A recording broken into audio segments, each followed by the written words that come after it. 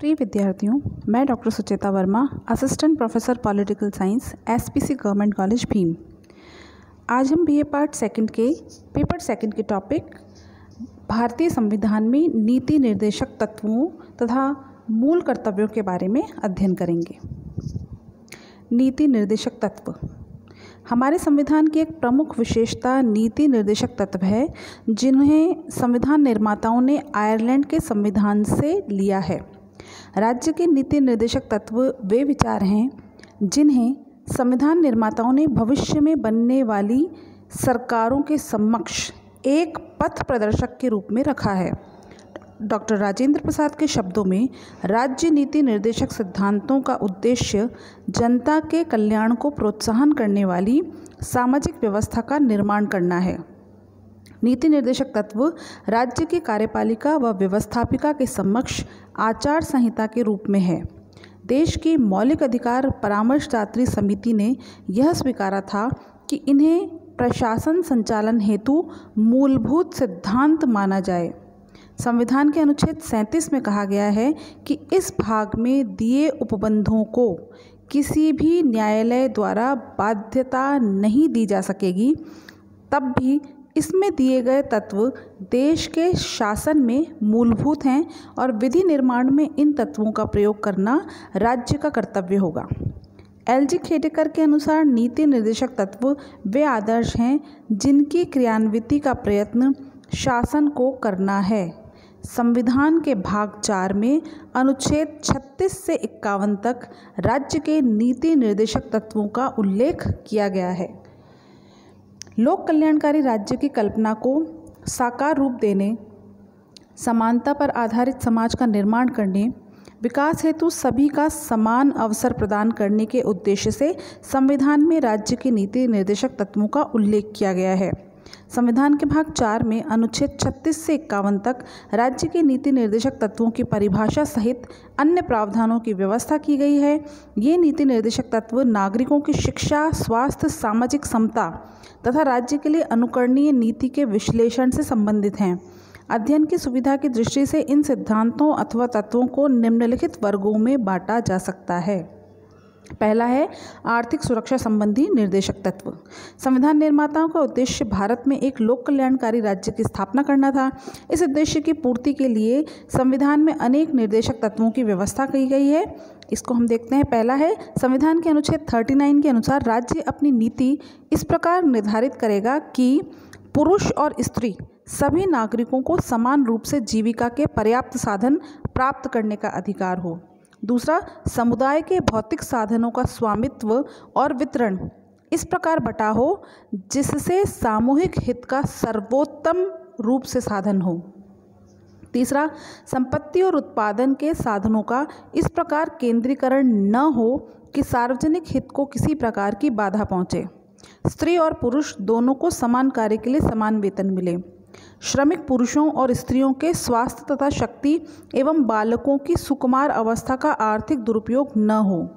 राज्य के द्वारा बच्चों के स्वस्थ रूप से विकास के लिए अवसर और सुविधाएं प्रदान की जाएंगी। उन्हें स्वतंत्रता और सम्मान की स्थिति प्राप्त होगी तथा बच्चों और युवकों की शोषण से और नैतिक और आर्थिक परित्याग से रक्षा की जाएगी। अनुच्छेद 41 में कहा गया है कि राज्य अपने विकास और आर्थिक सामर्थ्य की सीमाओं के अंतर्गत इस बात का प्रयास करेगा कि प्रत्येक व्यक्ति अपनी योग्यता अनुसार रोजगार पा सके, शिक्षा प्राप्त कर सके, बेकारी, वृद्धावस्था, बीमारी तथा अंगहीन होने की दशा में सार्वजनिक सहायता प्राप्त कर सके। अनुच्छेद 42 में कहा गया है कि राज्य काम के लिए यथोचित और मानवोचित दशाओं का प्रबंध करेगा और ऐसी व्यवस्था करेगा जिससे स्त्रियों को प्रसूतावस्था में कार्य न करना पड़े।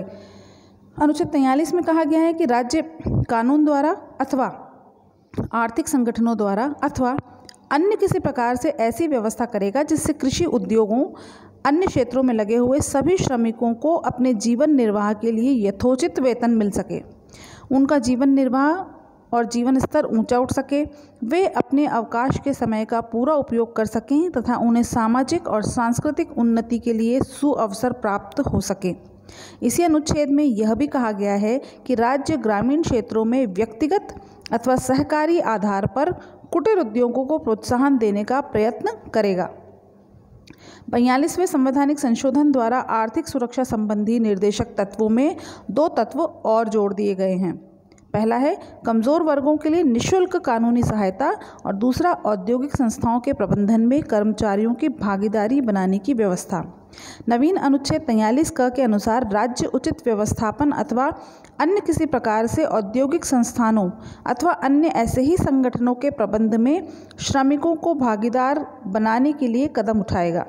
अनुच्छेद 48 के अनुसार राज्य कृषि एवं पशुपालन का आधुनिक तथा वैज्ञानिक ढंग से संचालन करेगा एवं गाय, बछड़ों तथा अन्य दूध देने वाले, भार ढोने वाले पशुओं की नस्ल सुधारने, उनके वध को रोकने का प्रयत्न करेगा। 44वें संवैधानिक संशोधन अप्रैल 1979 द्वारा एक और तत्व जोड़ा गया कि राज्य विभिन्न क्षेत्रों में रहने वाले और विभिन्न व्यवसायों में लगे हुए व्यक्तियों के समुदायों के बीच विद्यमान आय, सामाजिक स्तर, सुविधाओं और अवसरों के संबंधी जो भेदभाव है उसे कम से कम करने का प्रयत्न करेगा। दूसरा है सामाजिक सुरक्षा और शिक्षा संबंधी निर्देशक तत्व।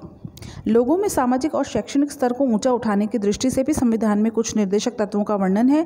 अनुच्छेद 44 के अनुसार राज्य देश के सभी नागरिकों के लिए एक समान आचार संहिता बनाने का प्रयत्न करेगा।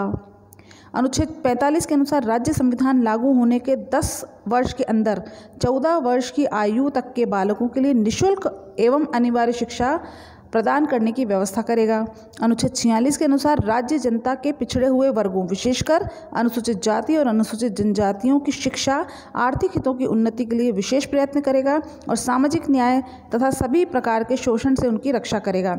अनुच्छेद 47 के अनुसार राज्य का यह प्रमुख कर्तव्य होगा कि वह लोगों के जीवन स्तर को ऊंचा उठाने और सार्वजनिक स्वास्थ्य के विकास के लिए प्रयत्न करे। राज्य औषधि में प्रयोग किए जाने के अतिरिक्त ऐसे मादक द्रव्यों व पदार्थों के सेवन पर प्रतिबंध लगाएगा जो स्वास्थ्य के लिए हानिकारक हैं। 42वें संवैधानिक संशोधन में एक नवीन अनुच्छेद 48 क और जोड़ा गया जिसमें कहा गया कि राज्य पर्यावरण की रक्षा और उसमें सुधार करने तथा देश के वन्य जीव और वनों की सुरक्षा के लिए भी प्रयत्न करेगा। तीसरा है पंचायती राज, प्राचीन स्मारक और न्याय संबंधी निर्देशक तत्व। देश के पंचायती राज के विकास, प्राचीन स्मारकों की रक्षा तथा न्याय की प्राप्ति के उद्देश्य से भी संविधान में कुछ निर्देशक तत्वों का वर्णन किया है। पहला है अनुच्छेद 40 के अनुसार राज्य ग्राम पंचायतों के गठन के लिए प्रयत्न करेगा और उनको ऐसी शक्तियों व अधिकार प्रदान करेगा जिससे वे स्वायत्त शासन की इकाइयों के रूप में कार्य कर सकें। दूसरा अनुच्छेद 49 में कहा गया है कि राज्य का यह दायित्व होगा कि वह प्रत्येक स्मारक अथवा स्थान, कलात्मक अथवा ऐतिहासिक रुचि की वस्तुओं को जिन्हें संसद ने राष्ट्रीय महत्व का घोषित कर दिया हो, रक्षा करे, उन्हें नष्ट न होने दे, कुरूप बनाने अथवा उसके निर्यात करने से रोकने का प्रयत्न करे। अनुच्छेद 50 में कहा गया है कि राज्य न्यायपालिका को कार्यपालिका से पृथक करने का प्रयत्न करेगा। उनका उद्देश्य न्यायपालिका की स्वतंत्रता को सुरक्षित करना है। चौथा है अंतर्राष्ट्रीय शांति और सुरक्षा संबंधी निर्देशक तत्व। अंतर्राष्ट्रीय शांति और सुरक्षा की दृष्टि से संविधान के अनुच्छेद 51 में निर्देशक तत्वों की व्यवस्था की गई है। पहला है राज्य अंतर्राष्ट्रीय शांति और सुरक्षा की वृद्धि के लिए प्रयत्न करेगा। राज्य संसार के विभिन्न राष्ट्रों के मध्य न्यायपूर्ण व सम्मानपूर्ण संबंधों को बनाए रखने की कोशिश करेगा। राज्य राष्ट्रों के आपसी व्यवहार में अंतर्राष्ट्रीय कानून और संधियों के प्रति आदर की भावना को बढ़ाने का कार्य करेगा। राज्य अंतर्राष्ट्रीय विवादों को मध्यस्थता द्वारा सुलझाने के लिए प्रोत्साहन देगा। उपर्युक्त वर्णन से यह स्पष्ट हो जाता है कि इन सिद्धांतों के आधार पर भारत में वास्तविक लोकतंत्र की स्थापना हो सकेगी। इन सिद्धांतों के कार्यान्वयन से भारत संविधान की प्रस्तावना के अनुरूप एक लोक कल्याणकारी राज्य बन सकेगा।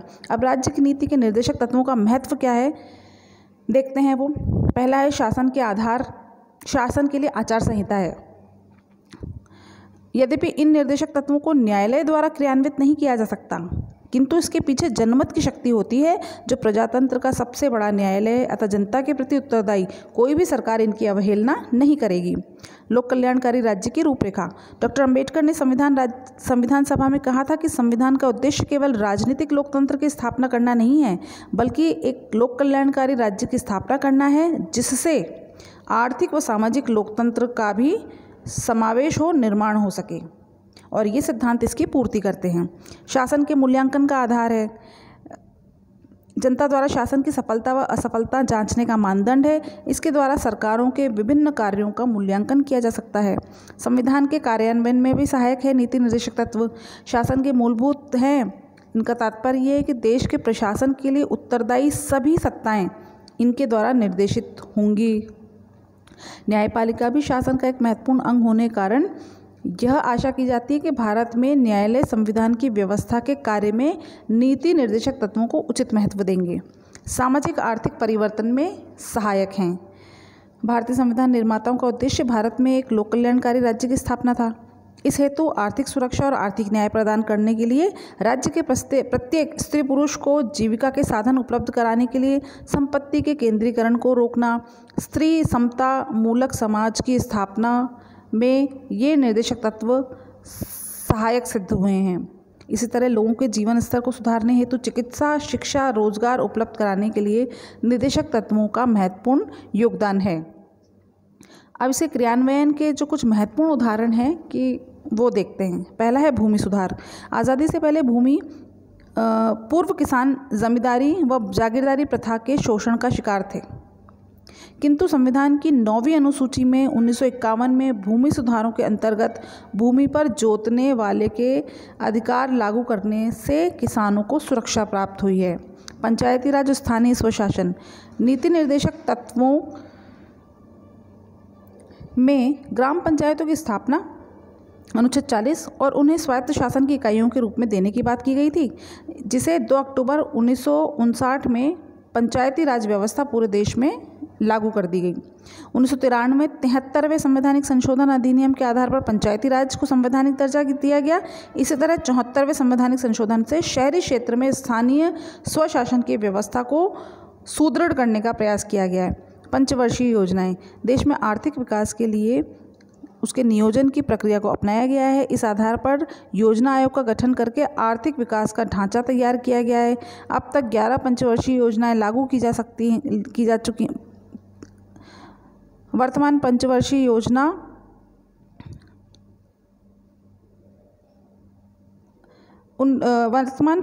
योजना ये आंकड़ा पुराना है, 2022 तक संचालित होगी और इस तरह से 11 पंचवर्षीय योजनाएं 13 हो चुकी हैं।